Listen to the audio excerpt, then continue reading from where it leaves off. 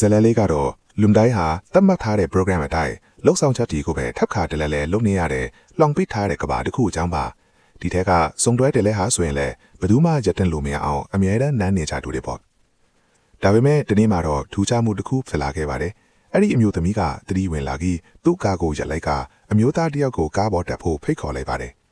အဲ့ဒီအချိန်မှာပဲဒီစနစ်ကိုထိန်းချုပ်ထားတဲ့တထေးကြီးကစက်ဝင်းပြတ်သွားတာကိုတတိထားမိပါပြီးသူ့ကိုဖမ်းဖို့အဆောင်လေးကိုလွတ်လိုက်ပါတော့တယ်လမ်းမှာသူတို့နှစ်ယောက်ဟာပန်းသီးကောင်းနေတဲ့မင်းကလေးငယ်လေးကိုကူညီခဲ့ကြပေမဲ့အဆောင်ဒီကချက်ချင်းရောက်လာပြီးလေးစာနဲ့ပြစ်ကအဲ့ဒီကလေးမလေးကိုမူလလှုပ်ဆောင်ချက်စက်ဝင်းသေးကိုပြန်ပိတ်လောင်လိုက်ပါတယ်နောက်ပိုင်းမှာတော့သူတို့ဟာဂျင်းထဲမှာအပြေးဆက်ပေါ်ပြေးနေရတဲ့အမျိုးသားတယောက်ကိုတွေ့ပြီးသူ့ကိုကဲတင်ဖို့စီစဉ်ကြပါတယ်ဒါကိုသိတဲ့တထေးကြီးကလည်းအင်အားဖြည့်တင်းပြီးတားဆီးဖို့ကြိုးစားပြန်တယ်ဒါပေမဲ့ဒီစုံတွဲကလက်မနှေးပေးအဲ့ဒီအပြေးဆက်ကိုအပြန်ထုတ်ရှေ့ပိုင်းကိုဖြုတ်ချလိုက်ပြီးအဲ့ဒီလူကိုလွတ်မြောက်အောင်လုပ်ပေးနိုင်ခဲ့ပါတယ်အဆောင်ဒီကအဲ့ဒီလူနောက်ကိုလိတ်သွားတဲ့အချိန်မှာစုံတွဲကသူတို့လွတ်ပြီးလို့ထင်ခဲ့တာပါဒါပေမဲ့မကြခင်မှာပဲအဆောင်တွေရဲ့ဝိုင်းဟန်ချင်းကိုခံလိုက်ရပါတယ်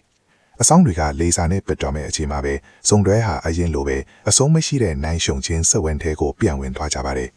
ဒါကိုမြင်လိုက်ရတဲ့တထေးကြီးဟာသူ့ရဲ့အချီကန်ခေမှုကိုတတိရသွားပြီးအယမ်းရှက်သွားတာကြောင့်သူတို့ကို လွတ်ပေးလိုက်ပါတော့တယ်အကောင့်ကိုလည်း follow သွားခဲ့နော်